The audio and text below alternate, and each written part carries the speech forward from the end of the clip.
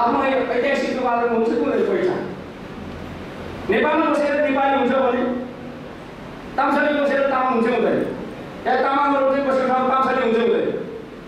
त्यसकारण ठाउँसँग एउटा पहिचान जोडिएको हुन्छ, इतिहाससँग उसको पहिचान जोडिएको हुन्छ, भाषासँग उसको पहिचान जोडिएको हुन्छ, संस्कृतिसँग उसको पहिचान जोडिएको हुन्छ, जातिसँग उसको पहिचान जोडिएको हुन्छ। भाषा भनौँ, संस्कृति भनौँ, धर्म भनौँ, क्षेत्र भनौँ, इतिहास भनौँ, एउटा जातिसँग जोडेकै त हुन्छ नि। त्यसकारण यो पहिचान हिजो चाहिँ कुनै बेला गुरुङ या तामाङ बसेको थियो, आदिवासी बसेको थियो, आज त्यसमा सबै हामी मिलेर बसेका छौँ। तर यहाँको मूल जाति भावनाले, इतिहास अन्याय भावनाले राज्य नै लिएर चाहिँ उत्पन्न गरिहाल्नु। अब यो चाहिँ नयाँ राज्य बन्दाखेरि उनीहरूको सम्मान गरौँ भन्न नसक्ने अहिलेसम्म हामीले दमन उत्पन्न गरेर बस्नेहरू यही नसक्ने भएर चाहिँ आज हामीले संविधान सभाको विवरण गर्नु पर्यो। त्यस कारणले मैले चाहिँ अब के गर्नु के चाहिँ यहाँसम्म निवेदन गर्न चाहेको भनेदेखि हामीले खोजेको चाहिँ जातीय राज्य गऱ्यौँ भन्ने कुरा अलिकति मैले गर्नु। अब संविधान सभामा हामी एप्लिकेसन क्षेत्रले ककस बनाइसकेपछि हामीले ककस बनाएपछि महिलाहरूले ककस बनायो, दलितहरूले ककस बनायो, मधेसीहरूले ककस बनायो। सबैले आफ्नो समुदायको हितको लागि उनीहरूले त्यहाँ चाहिँ गरे। 10 वटा विषयगत समितिहरू छ, एउटा संवैधानिक मूल समिति थियो, संविधान मस्यौदा गर्ने समिति। प्रत्येक समितिभित्र हामीले हाम्रो सरकारका विषयमा हामीले पहिलोपटक हाम्रो फन्डामेन्टल राइटमा हाम्रो मौलिक अधिकारमा हामीले के भन्नु भनेदेखि आजका दुनियाँमा फ्रान्सको रिभोल्युसन पछाडि, फ्रान्सेली क्रान्तिपछि मान्छेलाई चाहिँ तपाईँको संविधानको आधारमा, कानुनको आधारमा सबै नागरिकलाई समान अधिकार हुन्छ, समानको हक हुन्छ भनेर इन्डिभिजुअल लिबर्टीको कुरा उठाइयो।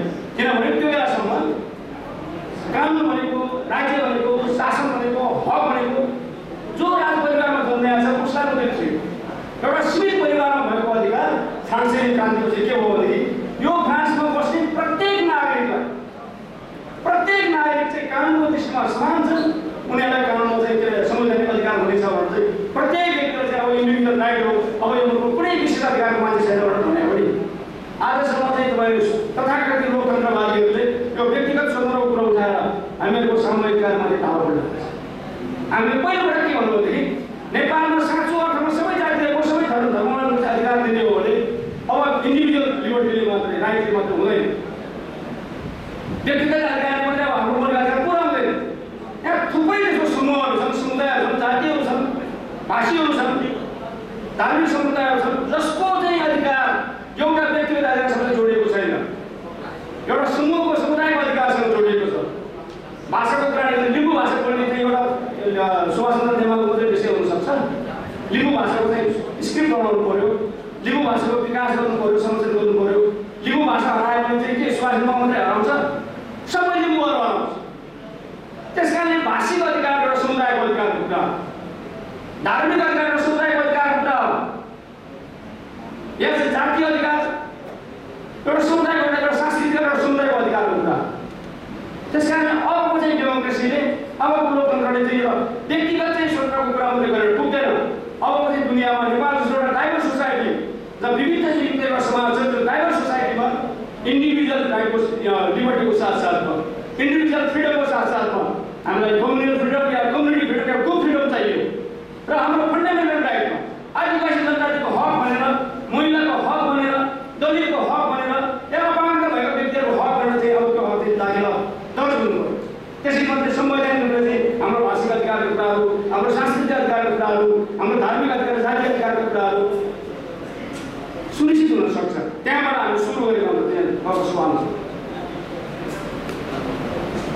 तर हाम्रो यो आन्दोलनलाई नेपाली काङ्ग्रेस पटक्कै उचाउँदैन, किनभने नेपाली काङ्ग्रेस अहिलेसम्म पनि पुरानो हामी त 7 सालमा 6 सालमा 3 सालमा चुनिएको पार्टी, तर लोकतन्त्रको नाममा खोलेको त्यो पार्टी। मैले कुरा भन्नुभन्दा अगाडि के चाहिँ यहाँ सबसे माथि जान्छु भने यहाँ सबै हुनुहोला, कङ्ग्रेसका समर्थक साथीहरू हुनुहोला, एमालेको, माओवादीको, अरू पार्टीको चाहिँ विभिन्न पार्टीको समर्थक साथीहरू हुनु। म यहाँ चाहिँ एमालेको पहिलो संसदहरू यो हात लगाएको छु। आदिवासी जनजाति समूहको एउटा नेता भइसक्यो, एउटा सभासद भइसक्यो, त्यो सभासदको समूहको नेतृत्व गरेको भइसक्यो, संविधान सभाबाट पनि हाम्रो नेतृत्व बनाएको छ। त्यसकारण त्यसको हैसियत मैले आदिवासी जनजातिको कोणबाट मात्रै भन्न खोजेँ, नेपालको पार्टीको बारेमा आउँछु। भित्र भात खाएको अनदीको भात खाएको झिल्लोको भात खाएको मेरो रासन हुन्छ भने आइसक्यो काङ्ग्रेसको कुरा छ हुन्छ काङ्ग्रेसले शासनमा लडायो भने लोकतन्त्रको लागि अहिले लडिरहेको छ अहिले हाम्रो लोकतान्त्रिक आन्दोलनलाई कुनै बाधा भइरहेको छ ग्रुप राइट गर्ने बित्तिकै एउटा टाउको दुखेको छ अनि ग्रुप राइट नभइकन पृथ्वी एउटा इन्डिभिजुअल चाहिँ उसले चाहिँ उम्मेदवार बन्ने कुरा यो उम्मेदवार चाहिँ भोट हाल्ने कुरा पो होला उसको भाषामा समस्या हुन्छ जातीय जनसङ्ख्याको आधारमा उसको राज्यमा उसको प्रतिनिधित्व उसको समुदायको प्रतिनिधित्व ग्यारेन्टी हुन्छ हुँदैन नि यही कुरा एमाले चाहिँ स्वीकार्न आनाकानी गर्छ यही कुराहरू चाहिँ माओवादी स्वीकार्न अस्पष्ट चाहिँ धारणा लाग्छ के हो नेपाल कम्युनिस्ट पार्टी त्यस कारण हाम्रो पहिलो लडाइँ यो चाहिँ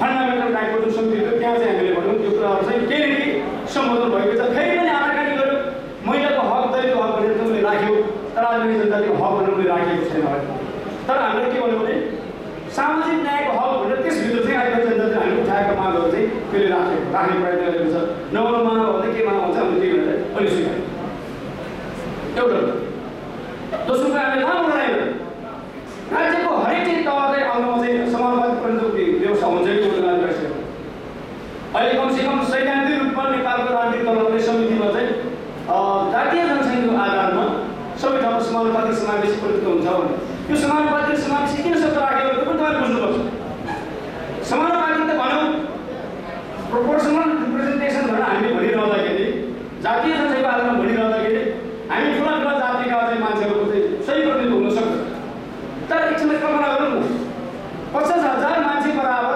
मतदाता बराबर एकजना प्रतिनिधित्वको व्यवस्था हुने पनि आफ्नो संवैधानिक व्यवस्था भयो भने 75,000 तल जनसङ्ख्या भएका जनजातिको प्रतिनिधित्व चाहिँ समानुपातिक प्रतिनिधित्व त्यहाँ पाउँदैन त्यसको लागि संवैधानिक व्यवस्था हुनु पर्यो अनिवार्य एकजना चाहिँ त्यसको चाहिँ समावेश गराउनेहरू चाहिँ एउटा विशेष व्यवस्था नगरिकन त्यो नगरिरहनु सानाको हितको लागि हामीले समानुपातिक समावेशी दुईटै कुराहरू चाहिँ राखेको छ यसमा हामी स्पष्ट हुन्छ समावेशी भन्ने मात्रै भन्यो भने राजा मन्दिर पनि शास्त्र समावेशी थियो नि त हिरालाल विश्वकर्मा मन्त्री भएकै थियो सरस्वती राई मन्त्री भएकै थियो होइन मोहम्मद मोहसिन मन्त्री भएकै थियो कुन चाहिँ समुदाय कुन जाति छुट्याएको थिएन नि तर एकजना व्यक्ति गएर त के पनि हुँदैन थियो इन्दिरा गान्धी भारतमा कति वर्ष चाहिँ प्रधानमन्त्री भयो तर भारतमा आजसम्म चाहिँ महिलाहरूमाथि दमन चाहिँ अन्त्य भएको छ कम्युनिटी राइट ग्रुप राइट सबभन्दा महत्त्वपूर्ण कुरा रहेछ भने हामीले सिक्यौँ त्यस कारण हामी अब फर्मल डेमोक्रेसी होइन अहिलेसम्म नेपालको राजनीतिक दलहरूले भनेको फर्मल डेमोक्रेसी हामीले स्वीकारेको छ हामी सब्सटेन्सियल डेमोक्रेसी चाहन्छौँ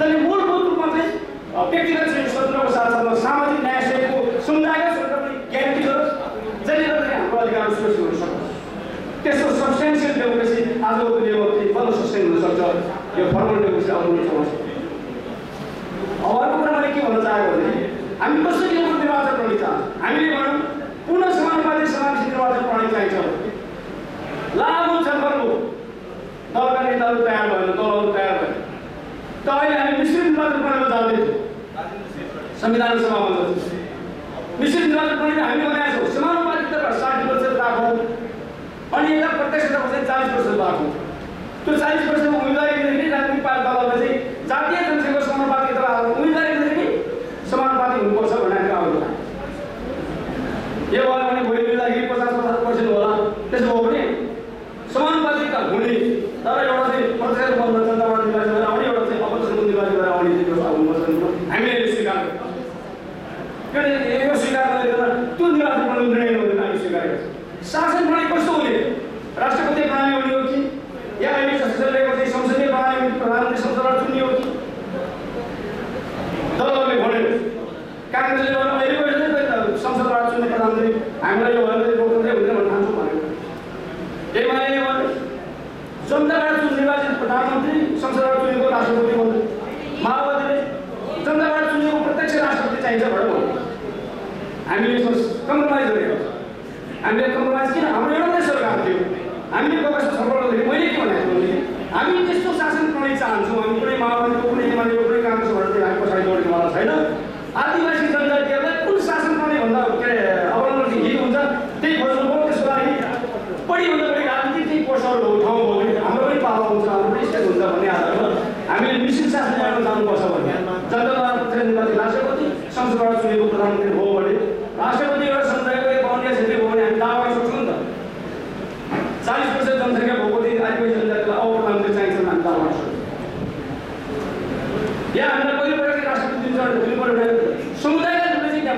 अप्ठ्यारो पर्न सक्छ। त्यसकारण हामीले चाहिँ मिश्रित शासन प्रणालीको उदाहरण गरेका छौँ। यसरी एक खालको सहमति दलहरू चाहिँ यही भएको छ। यही कुराहरू चाहिँ यहाँ समस्या लाग्यो। संविधान सभा किन बिग्रियो? संविधान सभा बिग्रन भएको एउटै कुरा हो, प्रदेशको नाम के राख्ने, प्रदेशको संख्या कति, यति कुरामा नमिलेर संविधान सभा बिग्रन। अनि प्रदेशको संख्या भन्ने बित्तिकै हाम्रो चाहिँ पहिचानसँग जोडेर आउँछ। हामीले भनेको कम्तीमा पहाडमा लिम्बुवान हुनु पर्यो, किराँत हुनु पर्यो, या किराँत या राईहरूको भने खम्बुवान हुनु पर्यो। अहिले प्रस्तावित चाहिँ किराँत भन्यो भने किराँत हुनु पर्यो, ताम्साली हुनु पर्यो, नेवा हुनु पर्यो, शेर्पा हुनु पर्यो, तमाङ हुनु पर्यो, गण्डक हुनु पर्यो, थोरवाड। अनि यसो भन्दाखेरि उनीहरूले होइन अब 102 जाति छ भने नेपालमा जातिका छन्, 102 जातिले राज्य बढाएर सकिन्छ। माधव नेपालजी त्यही भाषण गर्नुहुन्छ, झलनाथजी पुरीले त्यही भाषण गर्नुहुन्छ होइन। अब काङ्ग्रेसले त भन्ने भइहाल्यो। अनि माओवादीले त्यो प्रचण्डले भित्रभित्र कहिले शब्दलाई दिनुहुन्छ गजब छ नि। अनि त्यसैले हामीले भन्यो 102 जातिलाई चाहिँ राज्य पाल्नुपर्छ भनेर कसले कहिले हुन्छ गाउँघरको काम छ नदिने सासु बुधबार वासिङ भने त्यो चाहिँ तपाईँको छोटो चाहिँ आदिवासी जनजातिहरू जसको आफ्नो हिस्ट्रीमा न्याय छ। ताम्साली भनेको तामाङको जति आदि मुनि हो, लिम्बुवान भनेको लिम्बुको आदि मुनि हो। उसको एउटा ऐतिहासिक आधारमा उसको एउटा जातीय हिजोको चाहिँ त्यहाँको संस्कृति त्यहाँको चाहिँ उत्थानको आधार उत्पत्तिको आधारमा भनिराखेको छ त्यसलाई। अब त्यो तामाङलाई दियो भने हेर्नलाई किन नदिने पर्दै एउटै यो नेपालको चाहिँ जनता पनि भेट गर्न पाइन्छ, एउटालाई प्रदेश दिने आफूलाई नदिने हुन पाइन्छ। मैले भने 120 जाति होइन 1200 जाति हो भने नेपालमा चाहिँ राज्य दिलाउन सकिन्छ। किन सकिन्छ? राज्य भने त्यसको अधिकार रहेको स्वायत्त प्रदेश मात्रै हो र? हामीले चाहिँ स्वायत्त क्षेत्रहरूको प्रबन्ध गरेका छौँ, समृद्धि क्षेत्रहरूको प्रबन्ध गरेका छौँ, नगरपालिका हुन्छ, गाउँपालिका हुन्छ। हामी कमसेकम चाहिँ आदिवासी जनजातिहरू जो छौँ 59 वटा, हामीले 40वटा 59वटा जातिमध्ये 7-8वटा जातिको चाहिँ प्रदेश हुन्छ भने अरू जातिहरूको हामी स्वायत्त क्षेत्रहरू प्रबन्ध गर्न सक्छौँ। हामीले 40वटा चाहिँ स्वायत्त क्षेत्रको माग गरेका छौँ। हामीले कमसेकम 10वटा चाहिँ समृद्धि क्षेत्रहरूको माग गरेका छौँ। अब राउटेहरूलाई या चाहिँ अब त्यो वनकरीहरूलाई या कुसुन्डाहरूलाई राज्य दिएर चलाउन सक्छ? सक्दैन नि। उनीहरूलाई राजनीतिक प्रोटेक्टेड गरेर राख्नु पर्यो, समस्या राख्नु समृद्धि क्षेत्रको समस्या।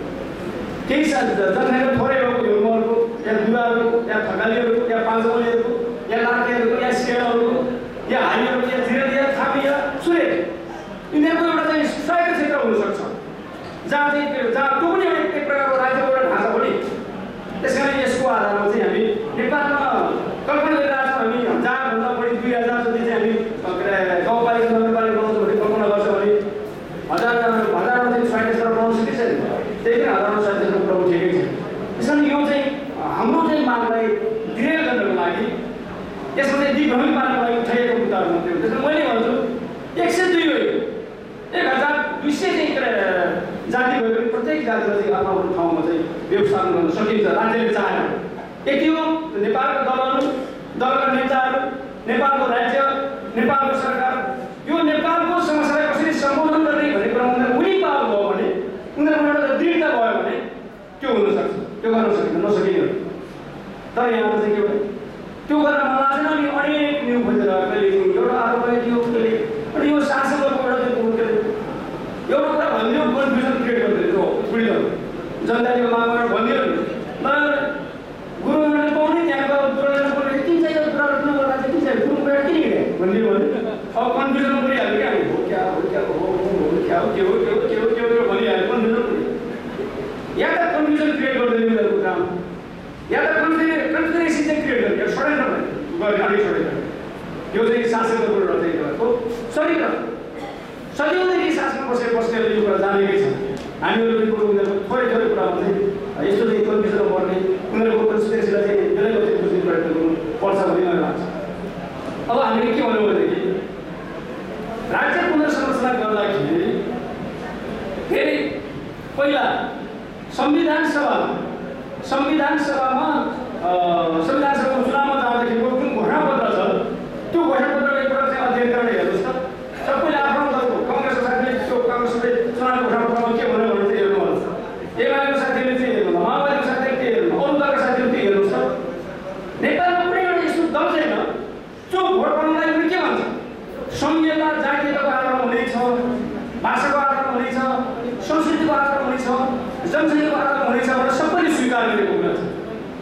सङ्घीय चाहिँ के राज्य पुनर्संरचना गर्दाखेरि सङ्घीयता मात्रै एउटा मूल आधार पहिचान हुनु पर्यो, जो समितिले भन्यो पहिचान हुनु पर्यो भनेदेखि आज के भन्न थाल्छ होइन यो चाहिँ तमुवान मात्रै राखेर तमुवान त सबैलाई लहटी भयो।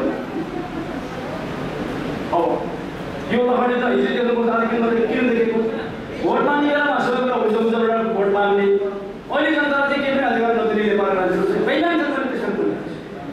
काङ्ग्रेस र एमाले ढोका दियो भन्छु, मैले घात गरेको भन्छु, माओवादीले पनि बेइमानी गर्यो। किनभने मैले चाहिँ त्यसो किन भनेको भने संविधान सभा जब चाहिँ त्यो छलफल चलाउँदै आयो, संसद चलाउँदै आएपछि जब हात्तीवनको रिसोर्ट चाहिँ कुरा आयो, हात्तीवनको रिसोर्टमा चाहिँ के भयो भने बाहिर धेरै खबर आयो भने नेपालका 4 दलहरू 7 राज्यमा चाहिँ सहमति भयो भनेर बाहिर पर्छ। हामीलाई त विश्वासै लाग्यो। अनि मैले माओवादीको हाम्रो जनजाति कङ्ग्रेसलाई फोन गरेँ, अनन्तलाई फोन गरेँ, मैले अब देवजीलाई फोन गरेँ, उहाँहरू 2 रुकुट मात्रै जनजातिको नेताहरू उहाँकै हुनुहुन्छ। उहाँलाई मैले भने यस्तो कुरा आयो कि साँच्चै तपाईँको पार्टी चाहिँ सक्नु रहेछ, अनि देवजीलाई त प्रथमजीले गरेको कुरा मन नगर्नु होइन, हाम्रो चाहिँ अध्यक्ष बैमानको गरेर क्या हो कामरेड भन्नु।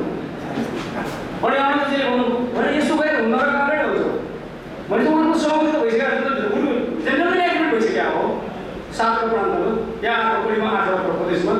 त्यो भनेको चाहिँ बहु पहिचानवाद, लिम्बू र राईलाई एक ठाउँमा राख्ने, तामाङहरू चाहिँ नेवारलाई एक ठाउँमा राख्ने, शेर्पा प्रदेश खाइदिने, गुरुङ र मगर एक ठाउँमा राख्ने भनेपछि 7 कुरा त्यो मात्रै बनाएको।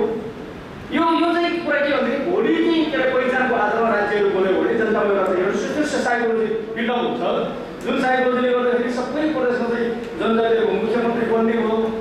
अनि टाढा दिमागमा के नाच्दो रहेछ भने 14वटा प्रदेश स्वीकार्यो भने त 14वटा त झन्डै 10वटा प्रदेश त 2 जना मधेसी बनेको, 8 जना त जनजाति र माथि मुख्यमन्त्री भएर आउने। अनि पोलिटिक्समा के हुन्छ भने जनजाति भोलि चाहिँ कुनै न कुनै ठुलो चाहिँ समस्याहरू पर्दाखेरि मुख्यमन्त्रीहरू प्रधानमन्त्रीको नेतृत्वमा मुख्यमन्त्रीहरूको चाहिँ भेला गरेर बसेर राज्यको ठुल्ठुलो समस्याहरू समाधान गर्ने स्थिति बन्छ। त्यो बेला चाहिँ अहिलेसम्म खाइपाएको के भन्नुहुन्छ भने उसको टाउको गरेर आउँदैछ कि 10 जना यहाँ चाहिँ गुरुङ देख्छ, उता मगर देख्छ, उता शेर्पा देख्छ, उता राई, उता लिम्बू, उता थारू देख्दो रहेछ। अनि यसो हेर्नु त यादव पनि देख्दो रहेछ, यसो हेर्नु त झापा पनि देख्दो रहेछ। कोही त मेरो जम्मा 4 जना मात्रै। तर मैले के भन्छु भने राज्यको पुनर्संरचना समितिले ल्याएको सिद्धान्त एकदम वैज्ञानिक सिद्धान्त। पहिचानको 5वटा आधारहरू, जाति एउटा आधार हुनसक्छ, भाषा एउटा आधार हुनसक्छ, संस्कृति एउटा आधार हुनसक्छ हो। अनि भौगोलिक निर्देशहरू उनीहरूको बसाइको जुन पर्सनालिटी छ त्यसको चाहिँ कन्ट्रिब्युट भयो भने लिम्बुवानको चाहिँ मान्छेहरू बस्दा लिम्बुवानबाट इलामबाट तल जाँदै तल चाहिँ झापा या उनीहरूको कुनै चाहिँ जिल्लासम्म उनीहरूको बस्ती बस्ती आएको त्यसलाई चाहिँ एउटै चाहिँ कस्तो राख्ने भन्ने हो नि त। त्यसो चाहिँ राख्ने, त्यसो राख्दाखेरि चाहिँ के हुँदैछ भनेदेखि त्यस्तो ढङ्गले उनीहरूले सोच्ने। त्यस कारण यो चाहिँ कुरा चाहिँ सहमतिमा आउन नसकेको एउटा साइकोलोजी उनीहरू गरेको थियो। हामीले खाइरहेको सबै घुम्ने भयो, सबै घुम्ने भयो, मैले धेरै खाइरहेको भनेर मैले बोल्नु पर्ने हो भन्ने चाहिँ कहिले महसुसै गरेको छैन। त्यस कारण यो चाहिँ कुराले गर्दाखेरि हामीलाई बालुवाटारमा बनायो। यो बालुवाटारमा बनाउनु हुँदा अगाडि मैले भन्दा के भने हात्तीवनको रिसोर्टपछि दुईवटा कुरा भएर एउटा निर्वाचन प्रणालीमा मिश्रित प्रणालीमा सहमति भयो, 70% चाहिँ प्रत्यक्षबाट 30% समानुपातिकबाट हाम्रो ठिक उल्टो सहमति भयो। मैले प्रधानमन्त्रीसँग सोधेँ, हाम्रो चाहिँ ग्रुप गएर सोधेँ, कङ्ग्रेसको चाहिँ डेलिगेसन गएर सोधेको के यो कुरामा चाहिँ सहमति भएको कारणले भर्ती गर्ने होइन, कारण यो चाहिँ सहमति भएको होइन, कुरो चाहिँ भएको हो, सहमति चाहिँ भएको थिएन। अनि 7 वर्ष बारेमा पनि सहमति भएको हो त होइन। अब चाहिँ तपाईँको कङ्ग्रेसको 6% भन्ने कुरा थियो, तपाईँको पार्टी एमालेको चाहिँ 31% त भन्नु भएन, तर हो कि जस्तो लाग्ने भन्नुभएको थियो। तपाईँहरू केमा थियो त हामीले त तपाईँले भनेकै भन्दैछौँ नि त भन्दै हुनुहुन्थ्यो भने तर त्यो झुट रहेछ। अहिले कारण समय के देखायो भनेदेखि बहुपहिचानको आधारमा राज्य प्रमुखमा 3 दलको नेताको बिचमा या चाहिँ मधेसीहरूको बिचमा पनि सहमति भएको चाहिँ कुरा रहेछ।